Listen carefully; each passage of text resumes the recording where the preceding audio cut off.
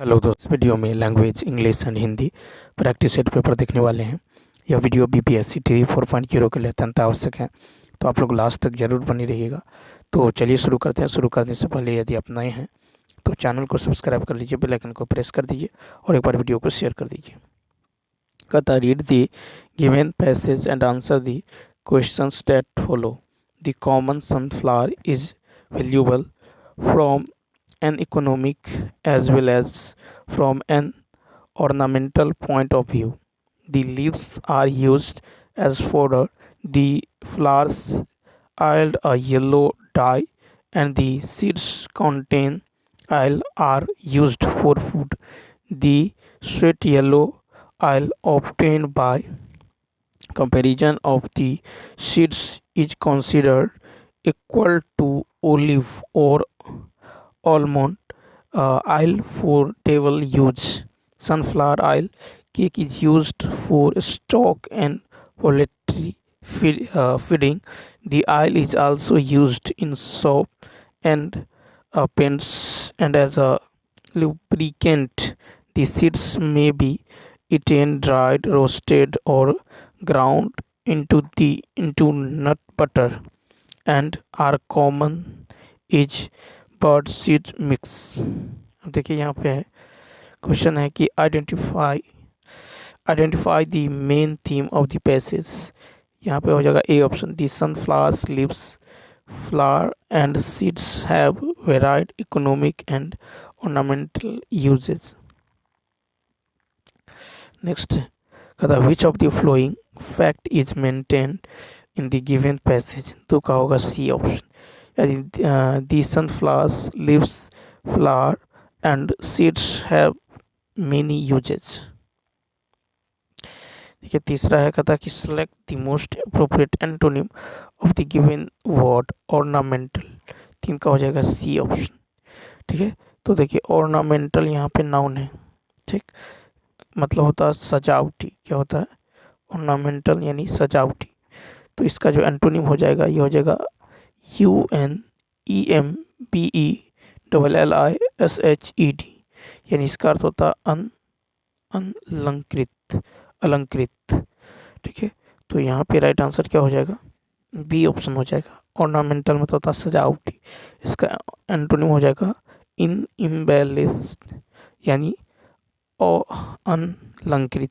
उसके बाद देखिए डेकोरेटेड, डेकोरेटेड मतलब होता है विभूषित। ठीक है, और एम्प्टी मतलब होता है खाली। नेक्स्ट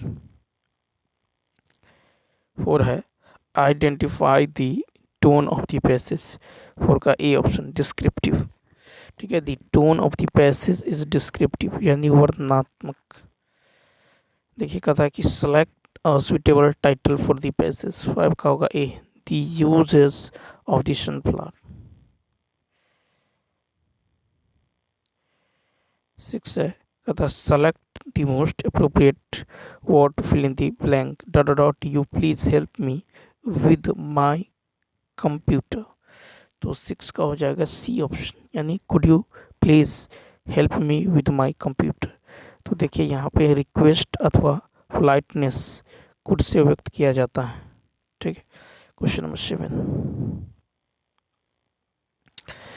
देखिए कहता identify the segment in the sentence which contains grammatical error.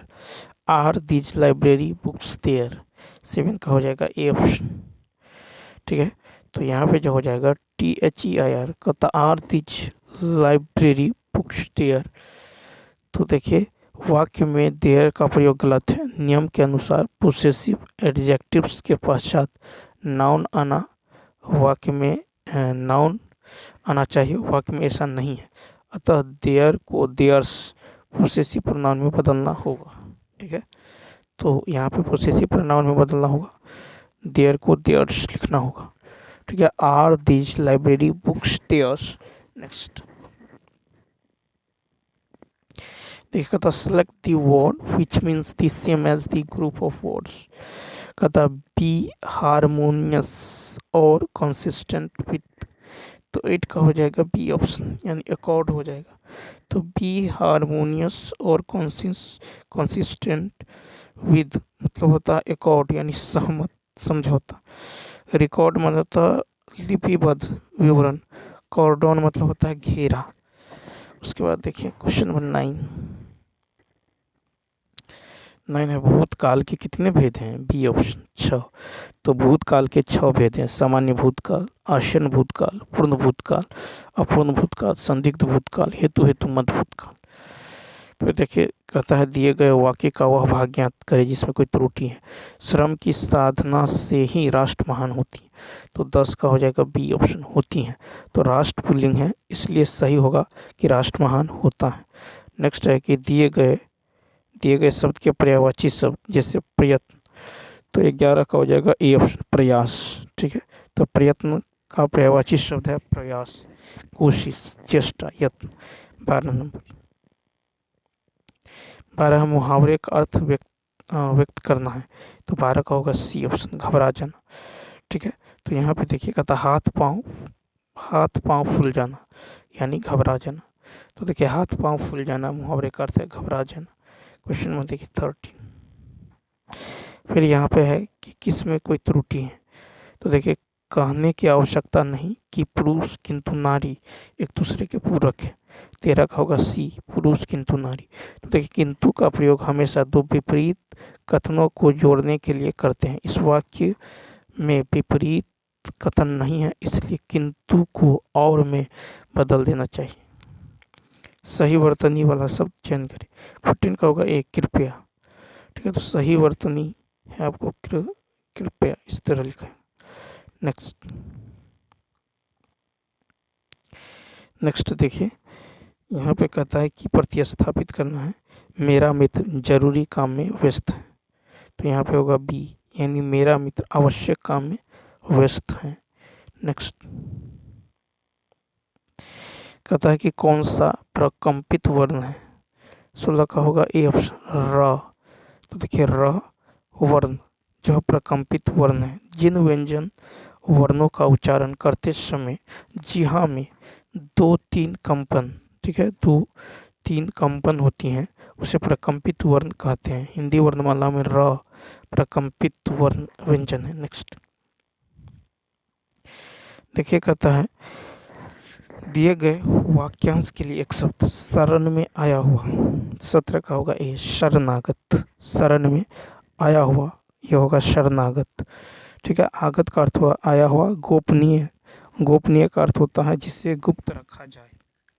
Next कहता सही वर्तनी वाले शब्द का पहचान करें। 18 का होगा बी ऑप्शन, क्या होगा तो हंस वाहिनी। ठीक है, हंस वाहिनी यानी सरस्वती, सही वर्तनी हंस वाहिनी। ठीक है, उसके बाद देखिए नेक्स्ट कहता रिक्त स्थानों को भरने के लिए उपयुक्त शब्द वह दिल्ली से खाली स्थान आया है। 19 का होगा ए। तो देखिए वह दिल्ली से आज आया है। ठीक है, क्या होगा तो वह दिल्ली से आज आया है, यानी यहाँ पे राइट आंसर हो जाएगा ए ऑप्शन। उसके बाद यदि देखें तो क्वेश्चन नंबर देखिए 20। क्वेश्चन नंबर 20 की यदि बात करें, कहता है कि दिए गए शब्द के पर्यायवाची शब्द जैसे समता। ठीक है, तो समता का होगा बी, बराबरी। समता का पर्यायवाची शब्द बराबर, सम्मान आदि। 21 नंबर है दिए गए शब्द का विलोम शब्द जैसे सजीव। ठीक है, तो सजीव का हो जाएगा निर्जीव, यानी बी ऑप्शन। ठीक है, तो सजीव का क्या हो जाएगा निर्जीव। नेक्स्ट देखिए यहाँ पे गद्यांश है, हमारे देश भारतवर्ष में शोषक और शोषित वर्ग का संघर्ष आज भी जारी है। इन दोनों वर्गों के संघर्ष में भ्रष्टाचार का जन्म लेना स्वाभाविक है। देश की पूंजीवादी व्यवस्था में साधारण जनता बुरी तरह से पिसती जा रही है। विकास के समस्त साधन पूंजीपतियों के जो हाथों में कैद है। साधन जो विपन्नता एवं आर्थिक संकट ने मध्यम वर्ग एवं निम्न वर्ग को पराजित कर दिया है। देश का कर्मठ, ईमानदार, बुद्धिजीवी एवं सर्वहारा वर्ग मेहनत की कमाई करके भी दूर जो है टूक की रोटी जुटा सकने में असमर्थ है। देश का सारा सरकारी तंत्र स्वास्थ्य लिप्सों के हाथ में फंस चुका है। फिर है निरंकुश नौकरशाही होकर भ्रष्टाचार में लिप्त हो गई है। शासन व्यवस्था से जुड़ा हर आदमी स्वार्थ केंद्रित हो गया है। इस हर आदमी अपनी कार्यसिद्धि के लिए उन कथित भ्रष्टाचारियों का साथ देने के लिए विवश है। ईमानदारी और नैतिकता के जो बलबूते कोई भी काम करवा पाना असंभव ही है। जो व्यक्ति जितना झूठ बोलकर, जी हजूरी करके, अनैतिक तरीकों का इस्तेमाल कर अपना काम करवा सकने की सामर्थ्य रखता है, वह आज के युग में उतना सफल व्यक्ति माना जाता है। रिश्वतखोरी की बढ़ती प्रवृत्ति भ्रष्टाचार को और अधिक बढ़ावा दिया है। वस्तुतः अनैतिक तौर तरीकों से किया गया जो है प्रत्येक कार्य भ्रष्टाचार कहलाएगा। नेक्स्ट क्वेश्चन देखिए। क्वेश्चन की यदि बात करें तो कहता है कि किस प्रवृत्ति ने भ्रष्टाचार को और अधिक बढ़ावा दिया है। तो देखिए 22 का हो जाएगा आपको बी ऑप्शन, यानी रिश्वतखोरी। ठीक है, तो यहाँ पे जो है रिश्वतखोरी क्या होगा, राइट होगा। ठीक है, उसके बाद देखिए कहता कि हमारे देश के किस वर्ग के लोग मेहनत की कमाई से जीविका चलाने में असमर्थ हैं। तो 23 का हो जाएगा आपको डी ऑप्शन। तो देखिए यहाँ पे जो है मध्यम वर्ग, निम्न वर्ग और सर्वहारा वर्ग, ये सभी। 24 है स्वार्थ का संधि विच्छेद। स्वार्थ का संधि विच्छेद होगा स्व जोड़ अर्थ। क्या होगा, स्व जोड़ अर्थ, स्वार्थ। ठीक है, तो स्वार्थ का होगा स्व जोड़ अर्थ। 25 नंबर दी। कहता है गद्यांश के अनुसार नौकरशाही किसमें लिप्त हो गई है। 25 का यदि देखें तो ए ऑप्शन, भ्रष्टाचार में। कहता नैतिक का विलोम। 26 का होगा ए, अनैतिक। देखिए कहता कि अंत में मैंने कहा भाइयों, हम अपनी प्राथमिक पाठशाला में इससे भी अधिक काम कर सकते हैं। इतना काम कर सकते हैं कि वर्तमान प्राथमिक शिक्षा का रूप ही बदल जाए, कायापलट ही हो जाए। लेकिन बात यह है कि इसके लिए काम करने वालों की ज़रूरत है। दुनिया की जो सूरत आज है वह पहले नहीं थी। सूरत बदलने का यह काम मनुष्यों ने ही तो किया है। न आवश्यकता है लगन की, प्रखर आत्मविश्वास की, प्रखंड जो एक निष्ठा की। यह जरूरी नहीं कि अंग्रेजी पढ़े लिखे लोग ही जो है अच्छे प्रयोग कर सके। यह तो थोड़ी बात है। जब आदमी कुछ करना नहीं चाहता तब ऐसे ही बहाने बनाता है। सच्ची चीज़ तो दिल की लगन है, वह लगन जो किसी चीज़ के लिए तड़पने वाली हमारा आत्मा से हमें प्राप्त होती हैं। और जो